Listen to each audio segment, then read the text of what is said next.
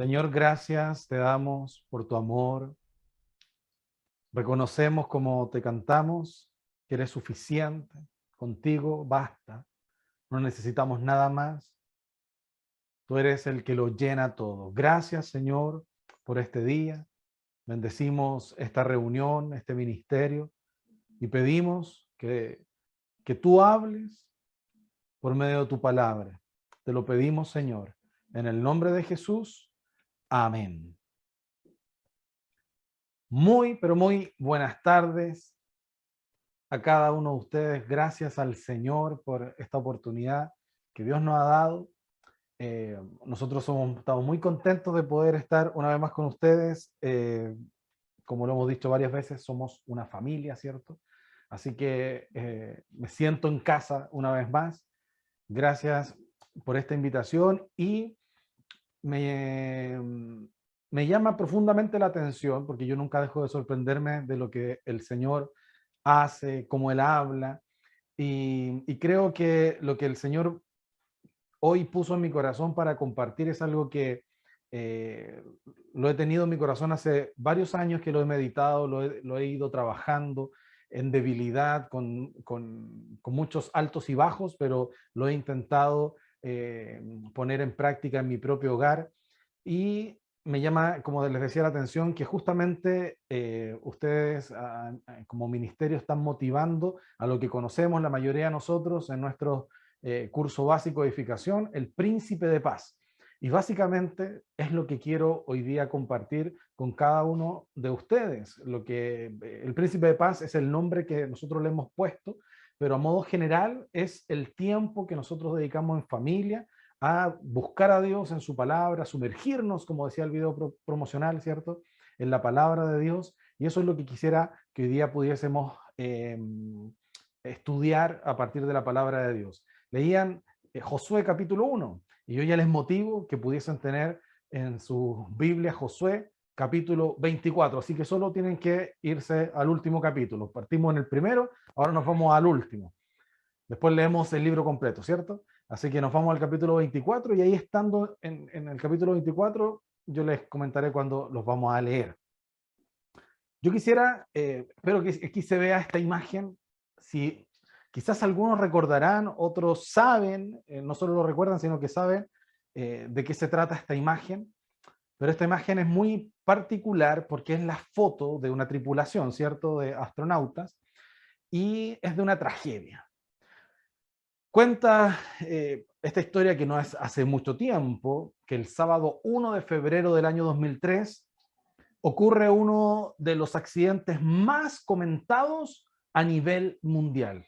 Es el accidente seguramente que acaparó mucho la prensa a nivel de todo el mundo. ¿Qué fue? Que el transbordador espacial Columbia, ahí están sus tripulantes en la foto, se desintegró sobre Texas y Luisiana en los Estados Unidos cuando ya había regresado, cuando había reingresado a la atmósfera y solo le faltaban unos 15 minutos para que estuviera nuevamente en tierra firme. Si ustedes ven ahí, hay un circulito, ese es el capitán de la nave, Rick. Ahí quería que lo pudiésemos reconocer. Y estos 7 tripulantes de la nave murieron instantáneamente y todo esto causó conmoción mundial. La mayoría de los noticieros del mundo, de todo el planeta, cubrieron esta noticia. Y lo que más investigaban en esta noticia, y que hasta el día de hoy se sigue investigando, curiosamente, es que si este accidente se podría eventualmente haber evitado. Recuerde, faltaban solo 15 minutos para estar en tierra. Esto era todo un éxito. Y ahí fue cuando se desintegró esta nave espacial. Ahora bien, lo que no mencionaron los medios de comunicación era que el piloto, que estaba ahí en circulito que les mostré, que era el capitán de esta nave, llamado Rick Husband, era un fiel y comprometido cristiano, el cual diariamente, ponga atención, diariamente compartía un devocional a su esposa y a sus hijos. Tiempo después de esta tragedia, su esposa cuenta en una entrevista que le hicieron que Rick, antes de viajar al espacio, No le importó tener tanto trabajo preparativo, no era menor viajar al espacio, así que este sí que era un trabajo seguramente con mucha carga laboral, pero a él no le importó, y no le importó como para olvidar o pasar por alto su responsabilidad en el hogar. Tanto así que él, antes de viajar, se filmó a sí mismo 18 videos con 18 devocionales, porque eran los 18 días que él iba a estar fuera de la casa. Así que la motivación de él fue que aun cuando él estuviese en el espacio, cada uno de los días que él no estuviera en casa, sus hijos y su esposa también pudiesen recibir el devocional que él todos los días, sin faltar uno de ellos, se lo entregaba a sus hijos. Así que antes de salir de casa para irse a este viaje espacial, le entregó estos videos a sus hijos y a su familia y les dijo, cito textual, no quiero que se pierda un día de adoración familiar. No quiero que se pierda un día de adoración familiar. Y eso es justamente, como ya les anunciaba, lo que vamos a hablar hoy. El tiempo de adoración familiar, porque el tiempo de adoración familiar es un mandato de Dios. Y eso es lo que yo quiero que descubramos en la Biblia, que el tiempo de adoración familiar es un mandato de Dios. Entendemos por la palabra de Dios que nuestra adoración a Dios es más que el acto que teníamos recién nosotros, que es cantar canciones que hablen de su gloria, ¿cierto? El acto de adoración es mucho más profundo que eso, es más que una canción de manera sentida que uno entona al Señor. A veces decimos que la adoración es ese momento donde nosotros, es como una canción romántica, dicen los que generalmente cuando uno recién llega a la vida cristiana uno identifica la alabanza y la adoración diciendo la alabanza es la que es rápida y uno aplaude, y la adoración es la romántica, ¿cierto? Entonces hace una diferencia entre una y otra, pero sabemos que por la palabra de Dios que la adoración es mucho más que eso, es mucho más profunda. Y básicamente la adoración es nuestra obediencia a Dios, es decir, todo lo que nosotros hagamos debe adorar a Dios. Y por eso es más que una canción. No es cantar una linda canción, no es tener una gran voz o no tenerla, sino que es ser una persona obediente a los mandatos de Dios. Y ese es el caso de este capitán. Él era un fiel cristiano, sin embargo, no era el líder de la iglesia precisamente, podría haber sido, pero no se rescata de eso, no eran unos miembros más prominentes, era un fiel cristiano. Es decir, él hacía dentro de su casa lo que todos los cristianos debemos hacer y no solamente lo que acostumbramos a hacer y de manera correcta, por supuesto, en la iglesia, sino que es mucho más allá. Es todo lo que yo haga, todos mis actos tienen que adorar a Dios. Esa es la verdadera adoración. Así que el tiempo de adoración familiar también es mucho más que reunirse en casa a entonar canciones y que adoren al Señor y alabanzas que alaben al Señor. Es mucho más que eso. Más bien, el tiempo de adoración familiar lo vamos a definir como un discipulado familiar, que es lo que yo escuchaba ahora cuando decían el encuentro con el príncipe de paz, ¿cierto? Todos los domingos nos vamos a juntar en familia y justamente es un discipulado familiar. Algunos definen el discipulado como cualquier cosa que hagamos de manera intencional para hacer que otro conozca a Cristo. O sea, cualquier cosa que yo haga de manera intencional para hacer que otro conozca a Cristo, eso es un discipulado. Por lo tanto, el discipulado familiar es cualquier cosa que nosotros hagamos con nuestra familia de manera intencional. No, que bueno los momentos espontáneos, pero no nos referimos solo a los momentos espontáneos, sino que nos referimos a los momentos intencionales donde a nuestra familia, a los que tenemos hijos, a nuestros hijos, les enseñamos a conocer a Dios, incluso de las maneras más creativas, permitidas por supuesto por la Biblia, para enseñar a nuestra familia a conocer a Dios. Ahora bien, cuando Josué junta al pueblo, y los confronta con la pregunta si van a servir de todo corazón a Jehová o servirán a otros dioses, él hace una afirmación que recitamos mucho, que la conocemos, que la leemos, y quizás no le tomamos el peso, y a mí me ha pasado, que no le he tomado el peso que esta declaración tiene, la que hace Josué, en el capítulo 24, particularmente en el versículo 25.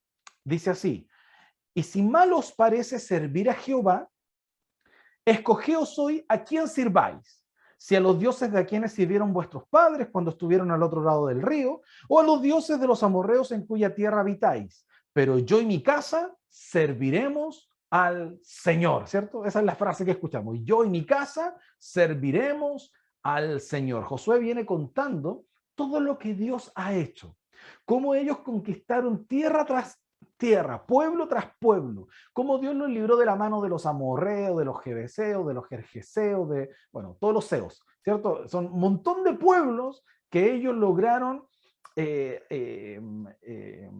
librarse gracias a la mano poderosa de nuestro Dios. Y Josué está haciendo como un resumen aquí en el capítulo 24, contándole al pueblo todo esto. Y luego los confronta y le dice, bueno, ahora ustedes tienen que tomar una decisión. La decisión es, ¿siguen a esos dioses o sirven a Jehová de los ejércitos? Y esto, estamos hablando que esto es serio, le dice Josué. Por lo tanto, ustedes tienen que tomar una decisión, pero yo también les voy a contar cuál es mi decisión. Y como yo soy el líder de mi casa, ¿cierto? Soy el sacerdote de mi familia, más allá de ser un líder del pueblo, soy un líder de mi casa, yo les tengo que contar que mi casa y yo serviremos a Jehová. Ustedes tienen que tomar una decisión propia. Pero en cuanto a mí se refiere, mi casa y yo serviremos, pero yo y mi casa serviremos a Jehová. Con toda firmeza, Josué declara que tanto él como su casa, su esposa, sus hijos, ¿cierto?, servirán al Señor, y no importando la decisión que tome cualquiera de los demás del pueblo. Sin importar la decisión que los demás del pueblo tomen, Josué se planteó la firme decisión y lo declaró públicamente que él y toda su casa iban a servir a Jehová de los ejércitos. Ahora bien, Josué, si hubiese tenido, cuando esta declaración la hace, hubiese tenido unos 30 años de edad, yo tengo 36, si hubiese sido joven, yo me pongo en ese lugar. Contaba en la entrevista reciencita, ¿cierto?, que estoy casado hace muy poco, en perspectiva, porque hay muchos que llevan muchos años de casado. Bueno, 6 años de casado, tengo un hijo que va a cumplir prontamente 3 años de edad, y uno esperaría, ¿cierto?, Dios tiene la última palabra, pero uno esperaría que tengo un futuro por delante. O sea, hay muchas cosas que todavía puedo hacer. Por lo tanto, si yo a los 30 años de edad digo, tomen una decisión ustedes, ¿cierto? ¿Van a servir a Dios o a sus dioses o a Jehová? Porque yo les quiero contar algo. Mi casa y yo serviremos a Jehová. Y fue una decisión muy firme con la impetuosidad que tiene mi juventud, digamos, otra vez en perspectiva. Y dice, bueno, él tiene toda la vida para trabajar en esto. Entonces pareciera efectivamente que puede ser muy sensata esa decisión. Sin embargo, igual de sensata, Josué tenía posiblemente unos 100 años, más adelante se relata al final del capítulo 24 su muerte a los 110 años, por lo tanto cuando él hace esta declaración dicen algunos estudiosos que debe haber tenido alrededor de 100 años de edad. O sea, él ya le faltaba poquito para morir. 10 años más respecto de los 100 que ya había vivido no era mucho. Y es ahí donde él como que tuviera, porque suena una determinación como del joven Josué, pero ahora estamos hablando del Josué anciano, ya no del joven Josué. Josué capítulo 1 que leímos al comienzo, ¿cierto? Esa declaración, ¿cierto? De cumplir con lo que Dios le había encomendado, claro, pero era un joven, él tenía todo por delante. 100 años ahora, y él aquí dice, mi casa y yo serviremos al Señor. ¿Por qué Josué podía estar tan seguro que aunque él casi se estaba despidiendo de este mundo, su familia seguiría sirviendo al Señor? Porque él se iba, pero él había hecho una declaración que involucraba a los suyos. ¿Cómo él podía estar tan seguro de eso si nadie controla el futuro? Yo me imagino que su única seguridad estaba en lo que él había hecho. Él había cumplido fielmente con el mandato que Dios le dio a Moisés.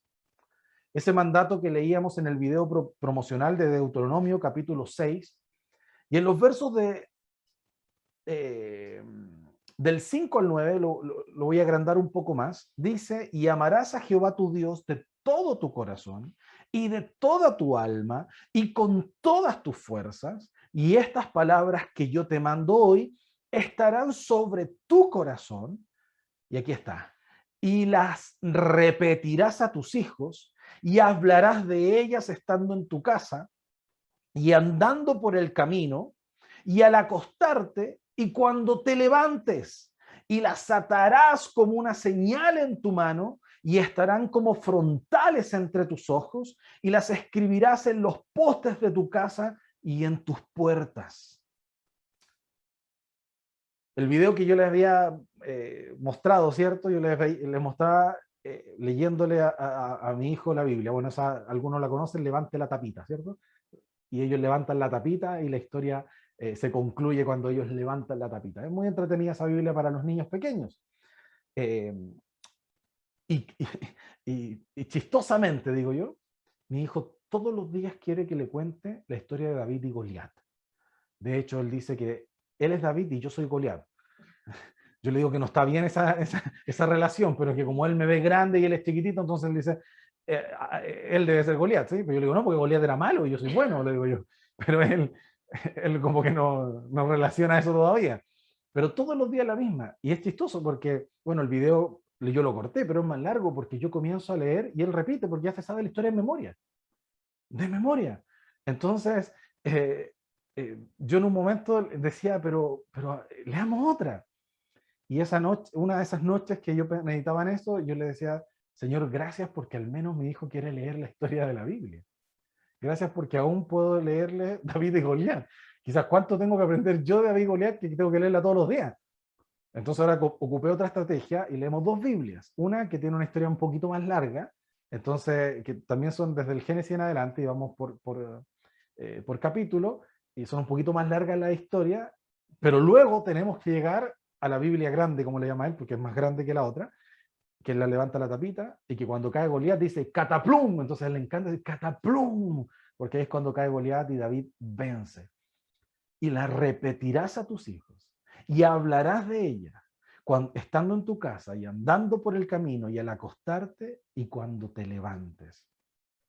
El amor que Josué había desarrollado por Dios, conforme a este mandamiento que Dios había entregado, debía ser rigurosamente transmitido de manera periódica a sus hijos, al menos 4 veces al día. Aunque la idea, por supuesto, en el contexto es que fuera transmitido en todo tiempo, no 4 veces al día, sino que en todo lo que tú hagas. O sea, si tú estás en la casa, que es lo que más estamos haciendo en este tiempo de pandemia, ¿cierto? Si estás en la casa, entonces tú tienes que transmitir ese amor a Dios. Si tú andas por el camino, vas a cualquier lugar, tú tienes que buscar la forma del discipulado, otra vez, cualquier forma, de manera intencional, pero para mostrarle, para hacer que esta persona, que en este caso son nuestros hijos, o podría ser nuestros hijos, o nuestra familia, o nuestras esposas, para nosotros los hombres, conozcan al Señor. Si tú te acuestas, como en el caso que les contaba yo con mi hijo, entonces tú le lees la palabra. Mi esposa, cuando acuesta a Samuel, previo de la oración, de todo esto, le pone la Biblia en audio, que es la Biblia dramatizada, que la recomiendo de todas maneras. Si no la conocen todavía, YouTube, Biblia dramatizada.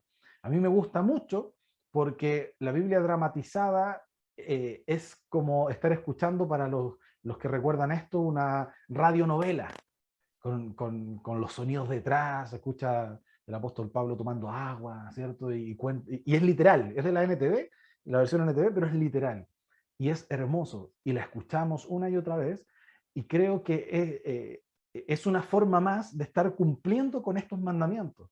De estar ocupando todos los medios y todos los recursos que Dios nos da para poder transmitir la palabra de Dios, y no solamente la palabra de Dios, sino que el amor por la palabra de Dios, que primeramente se evidencia en el testimonio, ¿cierto? En lo tan importante testimonio como los que estaban contando ustedes hoy al comenzar esta reunión, y como nos motivaban también los animadores a decir qué importantes son nuestros testimonios, porque muestran entonces ese Dios todopoderoso que ha impactado nuestras vidas. Y eso lo tenemos que hacer primeramente en nuestra casa. Y sabemos todo, yo creo que aquí nadie se salva. Sabemos lo difícil que es que eso sea en la casa. Muchas veces queremos ser testimonios de la casa hacia afuera.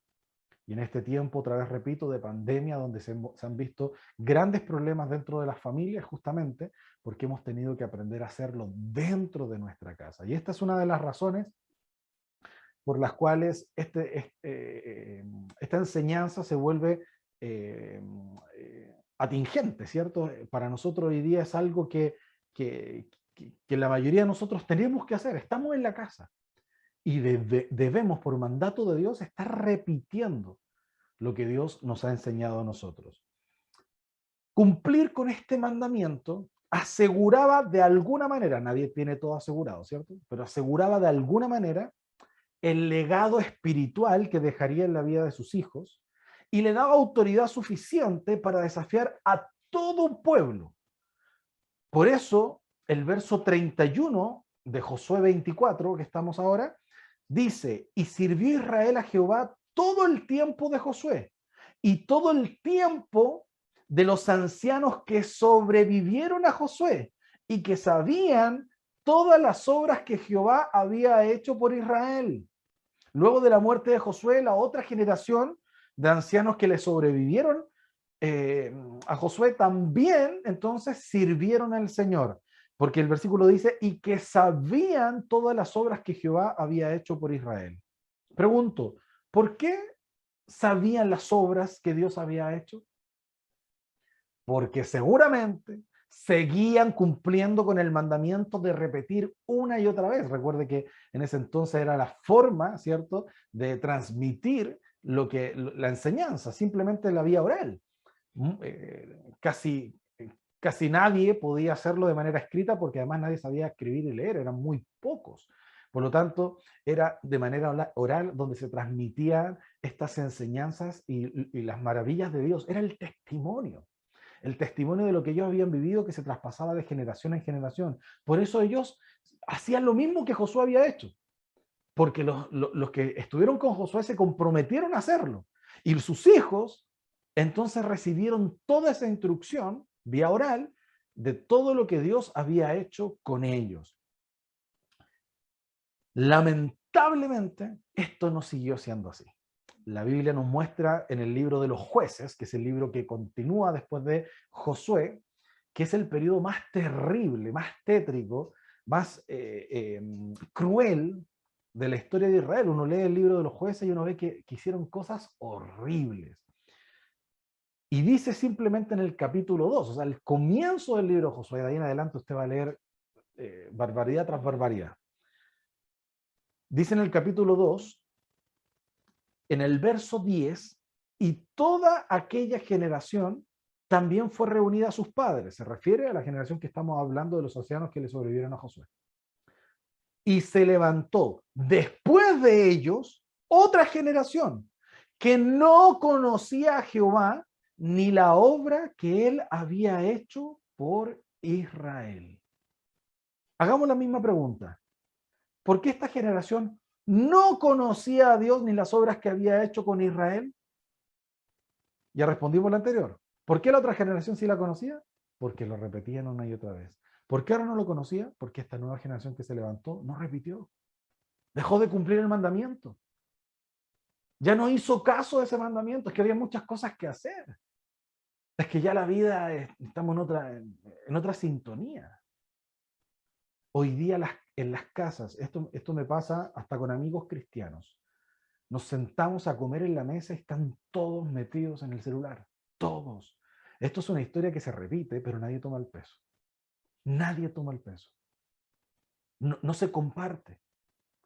sino que están todos detrás del celular respondiendo mensajes, correos. No, pero es que es cortito, no, es que es urgente. No. La vida se transformó con una urgencia dejando lo importante, pero totalmente de lado. Yo no era la excepción. Hace años atrás, cuando nosotros nos casamos muchas veces, nos sentábamos a la mesa, estando los dos nomás, en Quillota, solos, nadie más. Y nos sentábamos con el celular. Entonces un día mi esposa pescó una cajita, que era un corazón, una cajita en forma de corazón, que era la cajita donde ella me sorprendió diciendo que estaba embarazada de Samuel. Yo no entendí lo que era la cajita, yo no entendí cualquier cosa, pero era la forma de ella de sorprenderme. Yo abrí, nosotros tenemos un perro, entonces yo abrí y vi, era un pilucho, pero yo como no entendí, como soy hombre, usted entenderá, yo dije, le compró ropa al perro. Dije, yo no encontraba como sentido al regalo, ¿sí? Porque era el regalo Navidad. Y el regalo Navidad dije, ropa del perro. Dije, yo no entiendo. Aparte que la ropita decía, hola papá. Y hasta ese momento el único que yo me sentía papá era de mi perro, no había otra opción. Entonces, esa cajita que todavía tenemos cobró real significancia justamente por yo no entender lo obvio y porque era justamente el aviso de que iba a ser papá.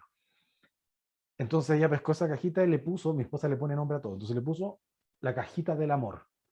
Y como es un corazón, ¿y qué empezamos a hacer? Como no teníamos la voluntad firme, empezamos a meter los celulares dentro de esa cajita cada vez que nos sentábamos a comer. Entonces ya no podíamos hacer nada porque estaba en la cajita del amor. ¿Por qué le puso cajita del amor? Porque era una muestra de amor por el otro, no estar sentado a la mesa con los celulares. Hoy día no usamos la cajita del amor, aunque aún existe, no la usamos. ¿Por qué? Porque logramos condicionarnos, ¿cierto? Disciplinarnos para no sentarnos a la mesa con los celulares. Ni ponerlo en la mesa, porque a veces nos sentamos, nos ponemos y después, ¿y qué hace ahí el celular? Ah, y lo tengo que sacar, porque ni siquiera puede estar en la mesa. Pues se da cuenta que cuando suena, provoca ansiedad. Entonces, suena, ya, y no lo puedo tocar, pero estoy como ansioso. Entonces, no, ni siquiera en la mesa. Porque hay tiempos que se han perdido. Y veamos las generaciones que tenemos. Hay tiempos de familia que no se están aprovechando, que son tan sencillos, tan significativos. Cosas que ocurren, cosas que se valoran por sobre cualquier regalo, aún muy costoso. De hecho, los discípulos, los que somos discípulos, recordamos a nuestros líderes que nos dijo tal o cual cosa el día que estábamos tomando once en su casa, el día que me vino a ver y almorzamos juntos, el día que me invitó a tomar un café. ¿Se ha dado cuenta que nos sentamos a la mesa y recordamos las cosas más importantes que hemos recibido? Rara vez decimos, sí, una vez en un tema dijo esto y era para mí. Eso no es tan común cuando decís, ¿sabes qué? Me miró a los ojos y por el amor que Dios puso en él por mí, me dijo esto y eso a mí marcó un antes y un después. ¿Se da cuenta?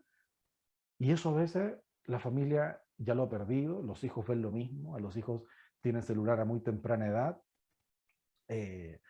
Tenante también decían en los avisos, ustedes saben lo que sus hijos hacen por internet. Sinceramente no es un aviso, no se sabe, los papás no saben. Hoy día hay proyectos de ley que van a obligar a los papás a no poder saber, no hay opción, ni siquiera cuando tú digas, no, yo ahora sí me voy a comprometer y voy a saber. No, la ley no te lo va a permitir.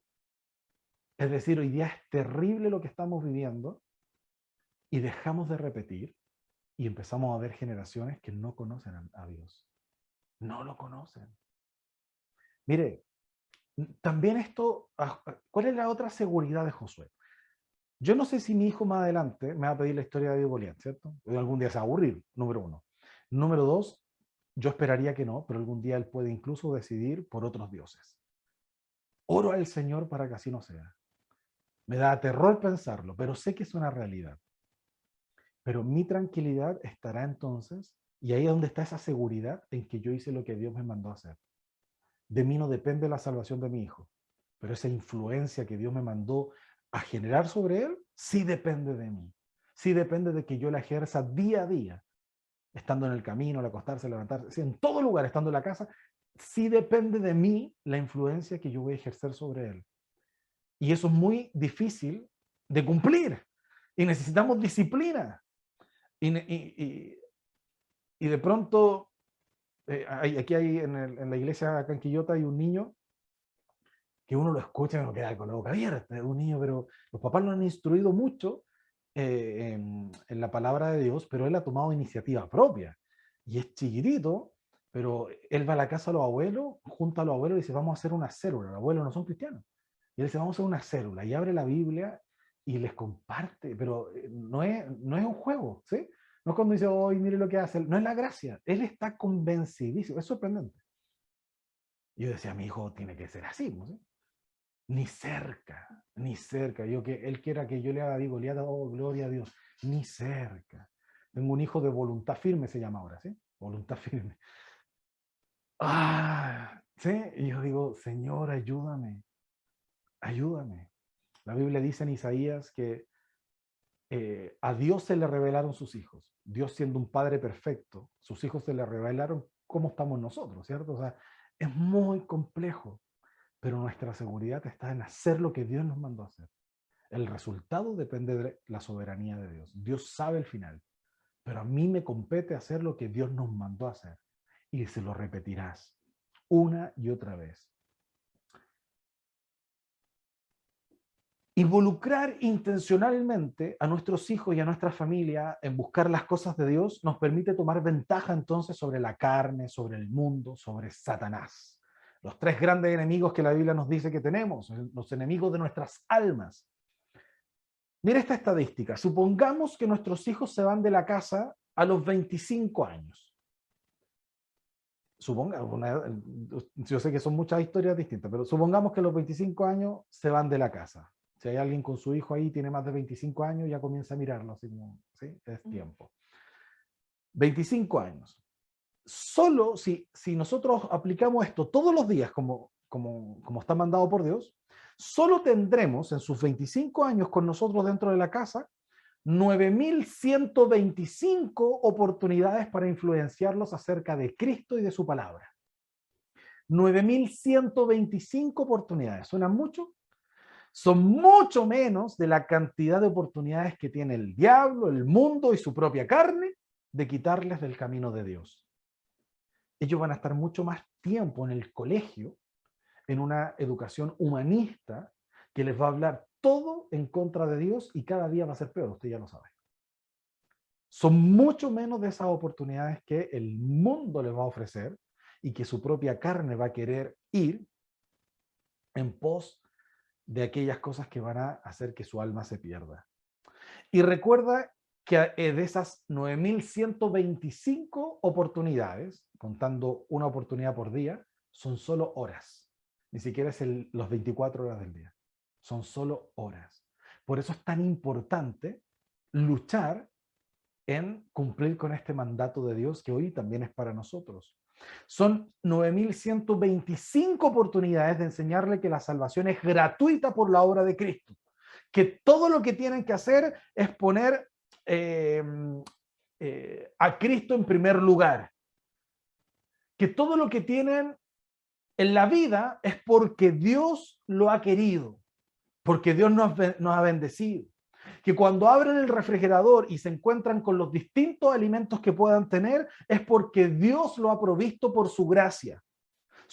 Parecen cosas obvias, ¿no? Parecen cosas obvias. Pero mi hijo solo tiene 3 años y cree que el refrigerador tiene leche porque es casi una vaca. Y demanda y grita, y el otro día le decía, dijo, mamá, mamá, mamá, y, ¿qué te pasó? Quiero leche, y estaba la leche a un paso de él. No estoy hablando mal de mi hijo, yo creo que son todos iguales, ¿no? ¿Sí? ¿Estamos de acuerdo? Realmente el egocentrismo que todos nacimos así, de esa naturaleza pecaminosa con la que venimos. Es decir, tenemos solo 9.125 oportunidades para cambiar eso. Algunas familias no oran antes de comer y no lo ven importante. Y otros, la oración es la misma de todos los días. No tiene ningún sentido. Tenemos solo 9.125 oportunidades para enseñarles que esa comida está ahí por la gracia de Dios. Porque tenemos un Dios misericordioso, bondadoso. Tenemos 9.125 oportunidades para enseñarles a temer a Jehová, para enseñarles a servir con integridad y con verdad de corazón en todo lo que hagan. Y para enseñarle a quitar todos los ídolos que este mundo les va a ofrecer.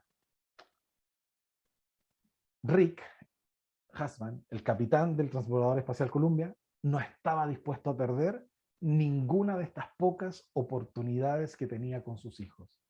Y es por eso que asumió la responsabilidad familiar que tenía como la más grande de todas las responsabilidades. Él podría haber sentido que la responsabilidad de viajar al espacio y marcar un hito en la historia era mucho más grande que la que tenía con la casa. Y eso es lo que pasa con muchos de nosotros en el exitismo de este mundo. Pero él vio la responsabilidad en la casa mucho más importante. Qué glorioso ese día, sábado, 1 de febrero del año 2003, cuando él llega a la presencia de Dios y tuvo que decirle al Señor, estos últimos 18 días no estuve en mi casa, pero le dejé unos videos a mi hijo. Ellos están viendo día a día el devocional que a mí me correspondía entregarle. Hasta el día que me morí, yo cumplí con esta tarea. Aquí te entrego, Señor, mi familia, ¿sí? Mis coronas. Qué hermoso fue, debe haber sido ese día en los cielos. Sin duda, hay una responsabilidad especial o mayor en los hombres, ¿cierto? Que somos la cabeza de la familia, los sacerdotes de casa. Y vuelvo a decir, rendiremos a Dios cuentas por ello, porque a veces se nos olvida. Rendiremos cuentas a Dios por nuestras familias. Fue Dios mismo que nos encomendó esta labor y será Él que nos preguntará si hicimos lo que nos mandó a hacer. Y dado este hecho, es que a lo mejor, y quiero mencionar esto justamente por lo mismo, algunas mujeres dirán que no tienen esa misma responsabilidad, o que si sus esposos no son creyentes, entonces ya no tienen mucho que hacer y van a hacer como puedan lo que puedan.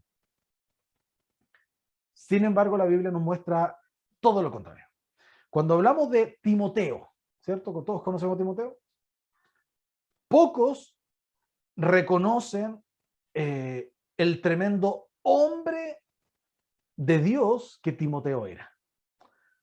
Siendo un hombre temeroso, usted sabe que los estudiosos hacen la descripción de los temperamentos y carácter de los personajes bíblicos de acuerdo a lo que se escribe de ellos, ¿cierto? Y podemos decir que Timoteo era un hombre temeroso, tímido, con dificultades de enfrentar a aquellos que se desviaban de la fe verdadera, enfermizo, entre otras cosas. Siendo que era así, cuando Pablo le escribe a los filipenses y les cuenta que va a mandar a Timoteo, les dice lo siguiente en Filipenses capítulo 2, versos del 19 al 22. Espero en el Señor Jesús enviaros pronto a Timoteo, para que yo también esté de buen ánimo al saber de vuestro estado. Pues a ninguno tengo del mismo ánimo, y que tan sinceramente se interese por vosotros, porque todos buscan lo suyo propio, no lo que es de Cristo Jesús. Pero ya conocéis los méritos de él, que como hijo a padre ha servido conmigo en el Evangelio. Mientras todos los demás buscaban lo suyo propio, Timoteo tenía a Cristo en primer lugar. Oh, yo anhelo eso para mi vida, se los conté en la entrevista, anhelo eso para mi familia, anhelo eso para la vida de mi hijo. Tener en primer lugar a Cristo.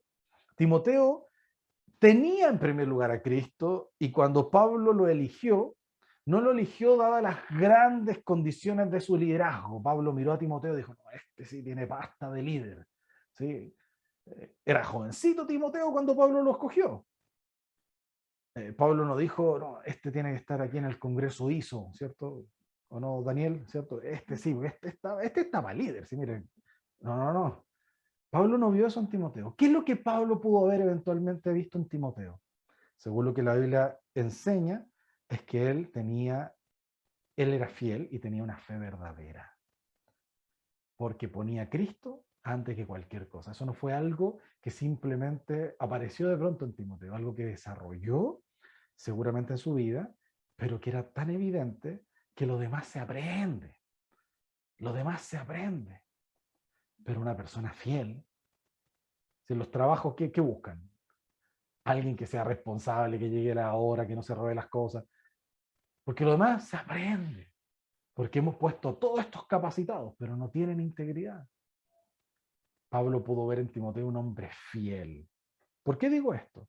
Porque ahora pregunto, ¿de dónde sacó esa tremenda fe Timoteo? En segunda de Timoteo capítulo 2, versículo 5, Pablo lo cuenta. Leo la versión NTV de este verso. Me acuerdo de tu fe sincera, pues tú tienes la misma fe de la que primero estuvieron llenas tu abuela Loída y tu madre Eunice. Y sé que esa fe sigue firme en ti. El mismo apóstol Pablo, que lo llamó hijo espiritual, no le dijo que su fe provenía de sus enseñanzas, de lo que aprendiste de mí, ¿sí? Ahí tú tienes fe porque yo te compartí de Cristo, entonces tú llegaste a la fe y ahora todo lo que has aprendido es porque yo te lo enseñé. Hijo espiritual, no dice eso. Pablo sí le dice hijo espiritual, pero le dice que su fe está en él por causa de esa fe que influenció en él, primero en su abuela y luego en su madre.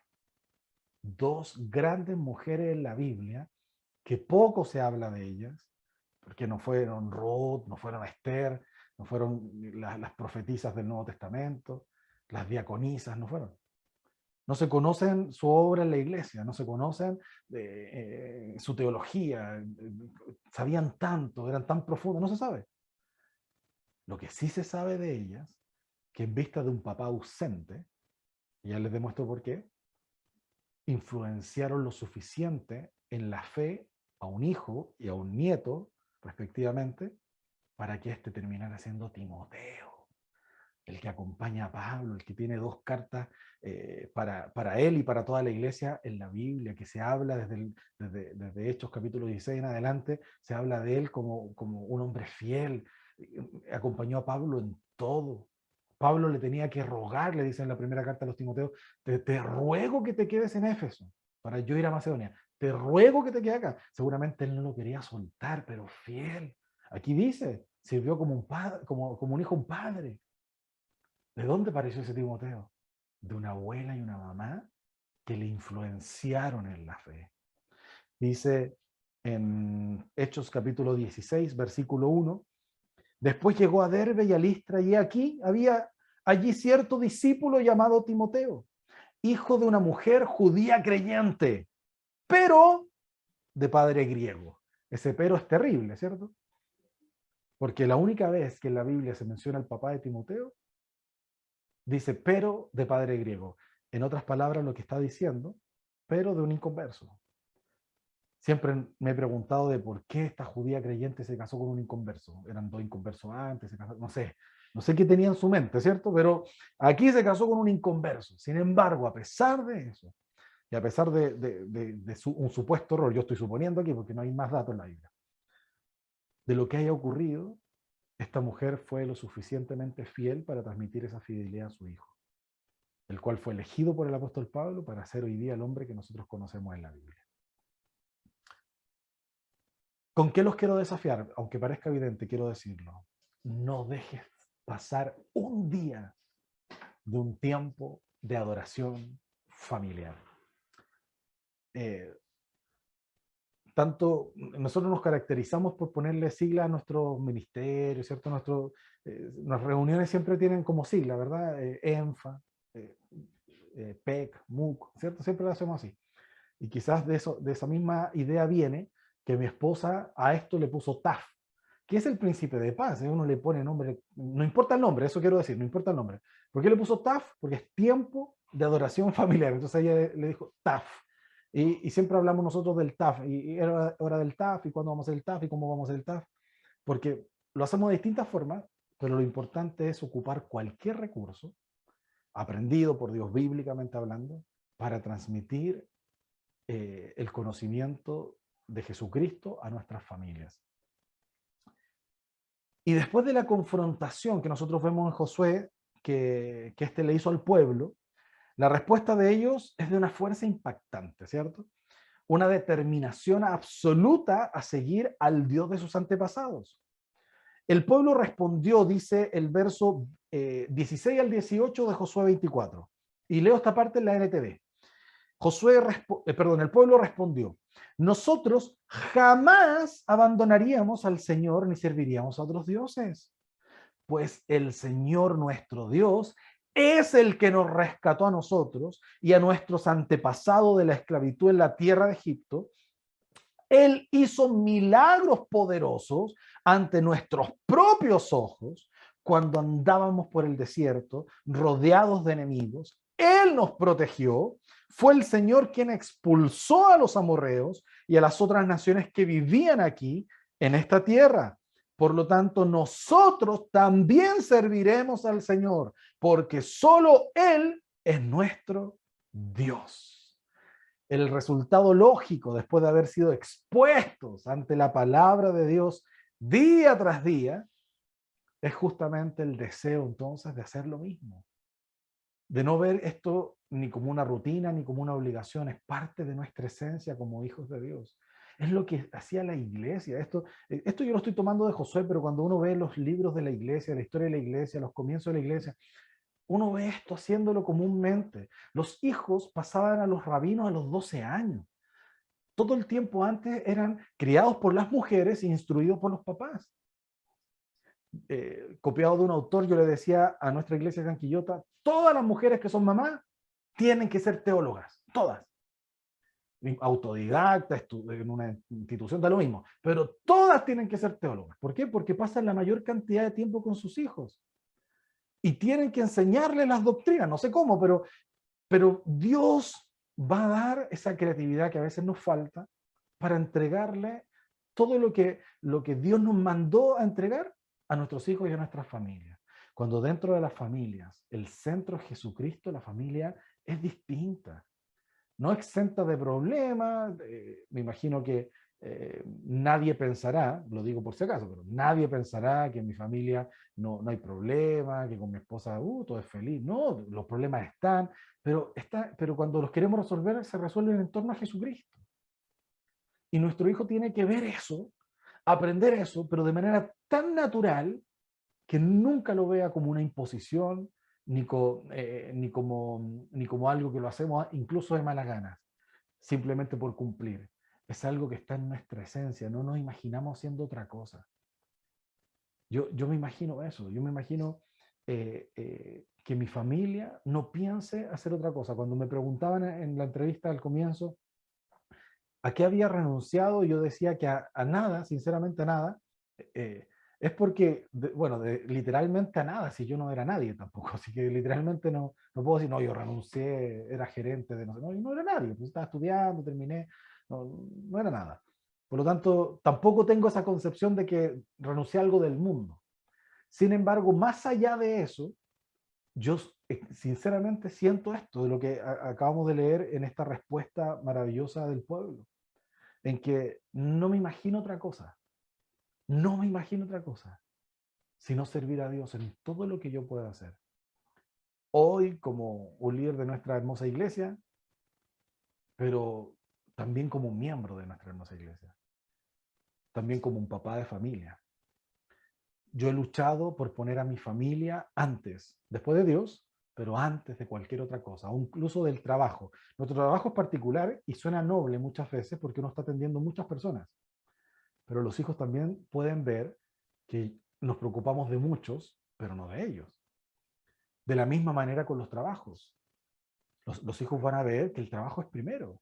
Y la respuesta va a ser, ¿cierto?, del papá o de la mamá, es que con eso tenés todo lo que tienes y comemos todo lo que comemos. Y vivimos como vivimos. Entonces yo tengo que trabajar. Pero nadie puede decir que eso sació los problemas del alma, lo solucionó, o fue suficiente o llenó sus expectativas, ¿no? Otra vez, insisto, los momentos más significativos de nuestra familia son alrededor de las cosas simples, de cada almuerzo diario, de cada once, de cada desayuno. A veces las familias no pueden reunirse a todas las horas a comer, pero elegirán una en la cual todos puedan estar, donde puedan compartir las grandezas de Dios. Esto no es una reunión como la iglesia en la casa, ¿no? Aunque hoy día le llamamos iglesia en casa, y eso debiese ser siempre. Antes de la pandemia y tiene que seguir siendo después de la pandemia. Que cada una de nuestras casas sea una iglesia. Alguno dirá, yo quiero hacerlo, pero mi hijo adolescente no me toma en cuenta, no le gustan los tiempos familiares, pasa encerrado en la pieza. Bueno, seguramente hay muchos hábitos que deberían cambiar antes de esto, ¿cierto? Y que van a tener que tratar con el Señor. Pero aquí es donde comienza nuestro mayor desafío. Yo sé que estoy planteando un desafío que considero de todas luces que es bíblico, pero también entiendo, porque yo tengo una familia, lo difícil que es aplicarlo día a día. Pero ese es nuestro desafío, ganarnos el corazón de nuestra familia, de nuestros hijos, en oración, de rodillas.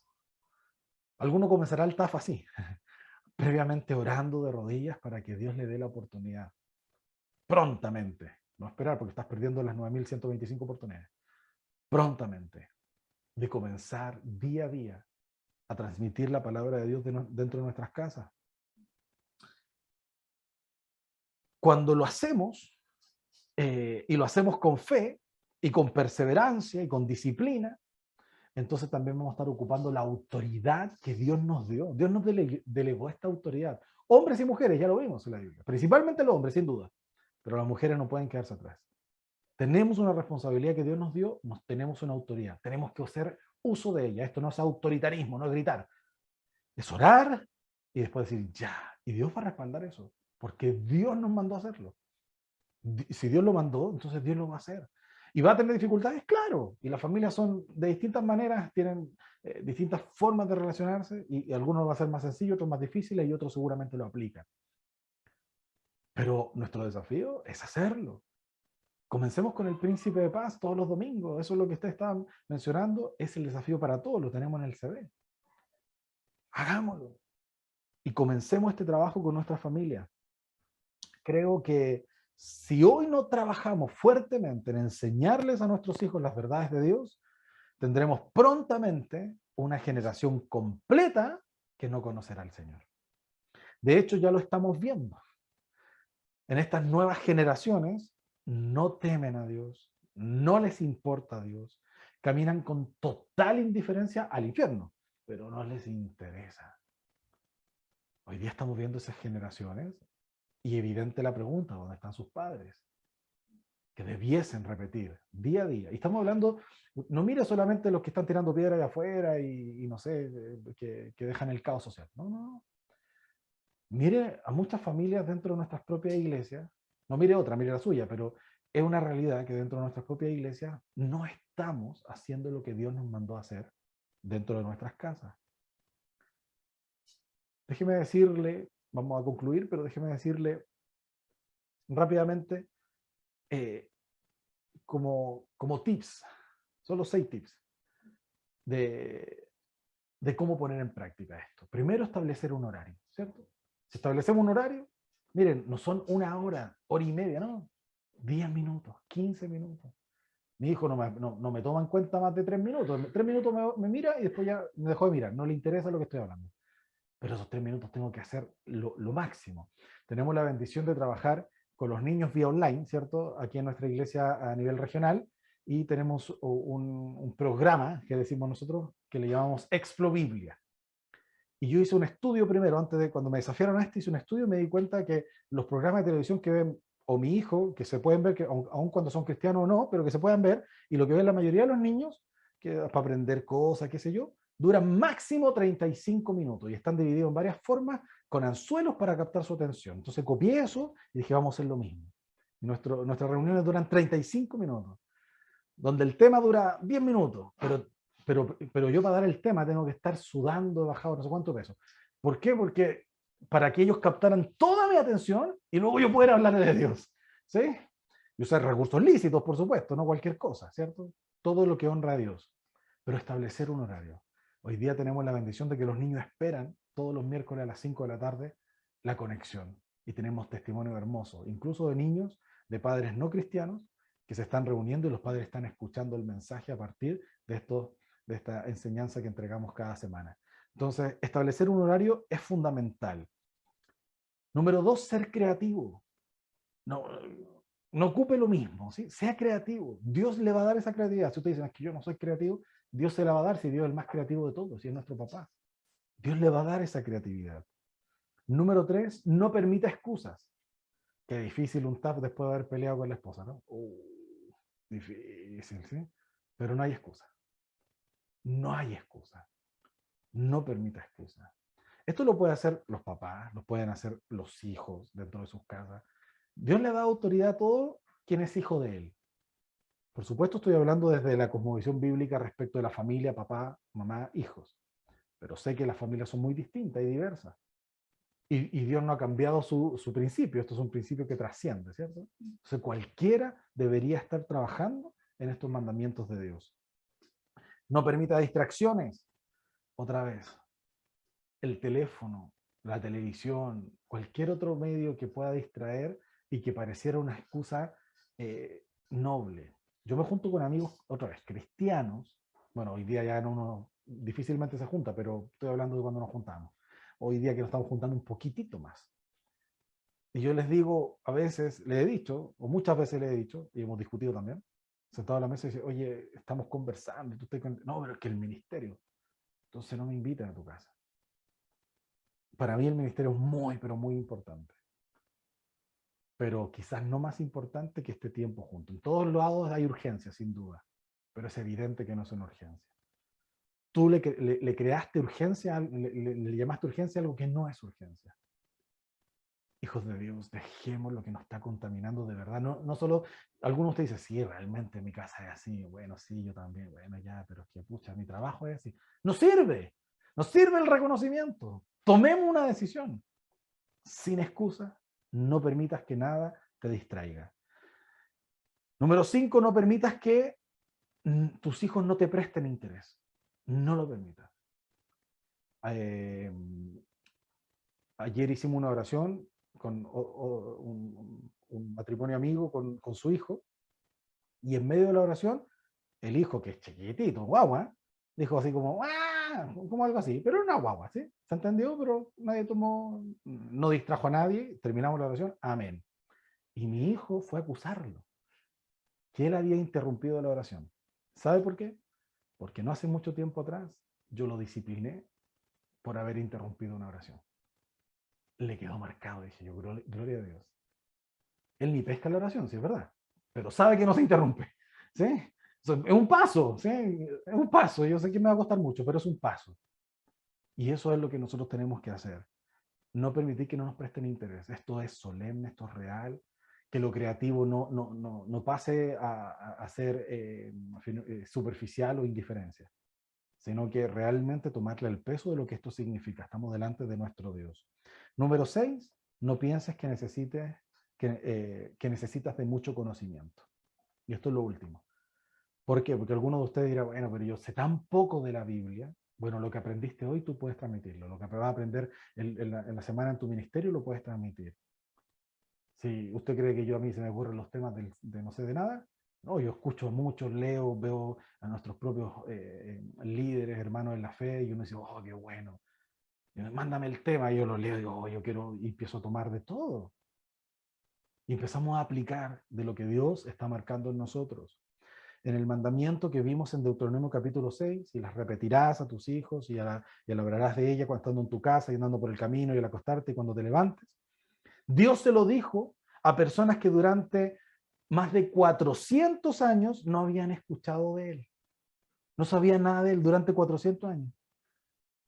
Además que la mayoría de ellos eran analfabetos y todos ellos no tenían ni internet, ni iglesia, ni líderes, ni pastores instruidos que le enseñaran lo que debían decir. En otras palabras, Dios les dijo que con lo poco que sabían, ya era suficiente para comenzar a repetirle a sus hijos al menos 4 veces al día las palabras de Jehová. No olvidemos la enseñanza del sabio proverbista, ¿cierto? Instruye al niño en su camino y cuando fuere viejo no se apartará de él. Proverbios 22:6. Si pensamos en nuestro Señor Jesús, veremos que Él no apartó solo un tiempo, sino que se entregó absolutamente por entero, toda su vida, para que nosotros recibiéramos toda su influencia por medio de su Espíritu Santo. Por eso la obra de la cruz nos inspira, nos desafía, nos confronta. Debe ser el tema central en cada uno de nuestros TAF, tiempo de oración familiar, príncipe de paz, bueno, el tiempo en familia, de lectura bíblica. Póngale un nombre si quiere, para que la familia tenga algo ahí que entretenido que contar. Todo lo que haremos deberá estar centrado en la obra de Cristo en la cruz del Calvario. Yo anhelo una generación, yo invito a que cierre sus ojos, vamos a orar. Yo anhelo ver una generación que no pueda vivir sin el Señor. Que diga, como el Salmo, ¿a dónde iré sin tu espíritu?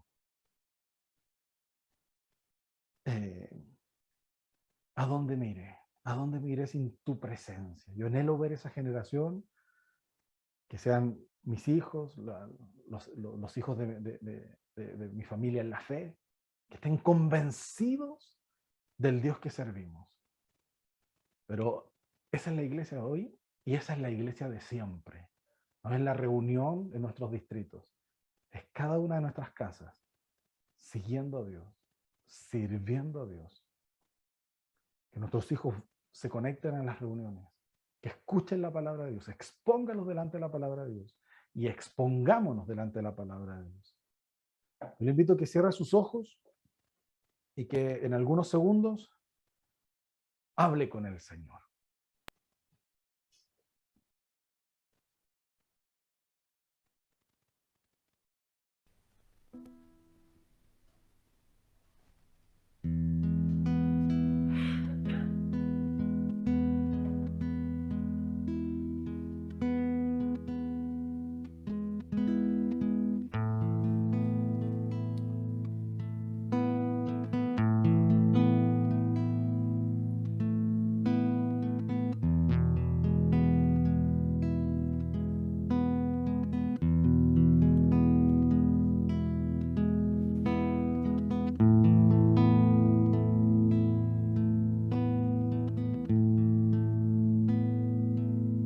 Adoremos al Señor.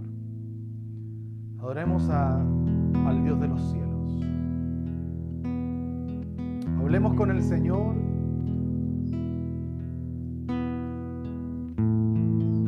Y expresemos lo que hay en nuestro corazón frente al desafío que también hemos recibido. Oh bendito Dios, te necesitamos, Señor. No lo podemos hacer sin ti. Nada podemos hacer sin ti. ¿A dónde iré sin tu espíritu? ¿A dónde huiré de tu presencia?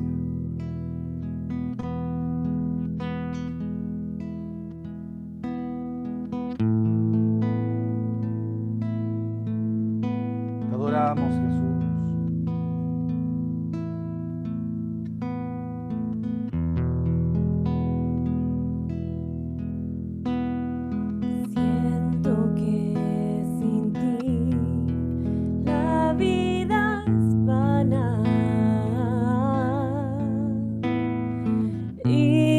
Sin tu amor no viviré.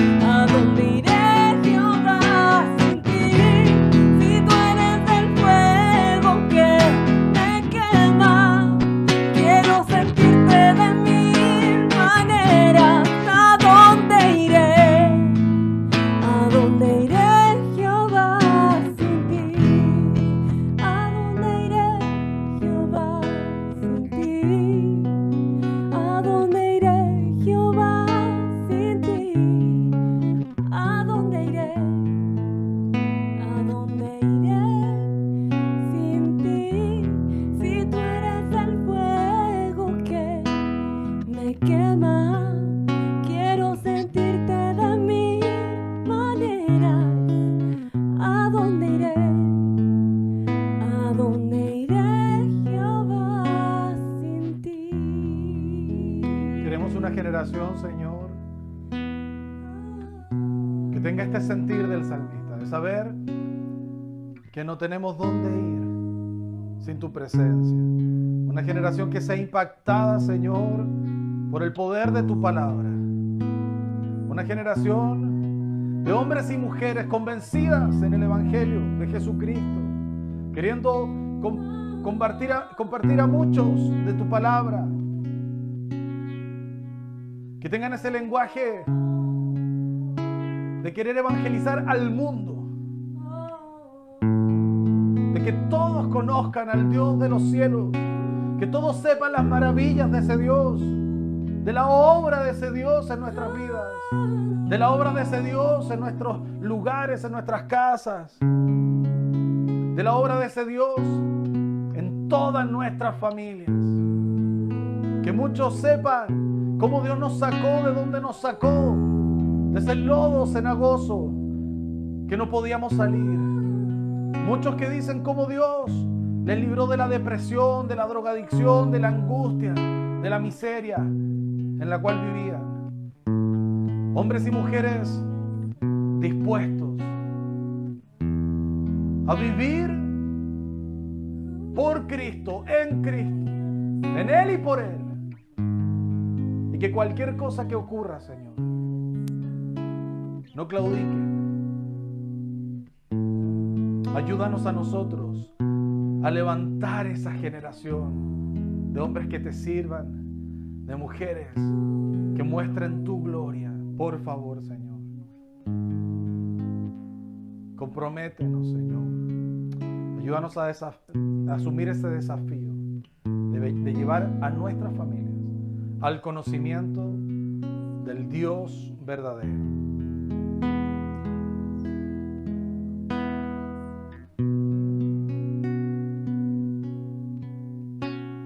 Ayúdanos, Señor, por favor. Damos las gracias a ti, Señor. Toda la gloria, toda la honra a ti. Rey de reyes, Señor de señores. Gracias, Padre, por este tiempo. Gracias. Gracias por tu obra en nuestras vidas. Te alabamos. Te honramos a ti, te bendecimos, Señor. En el precioso nombre de Jesús decimos amén y amén.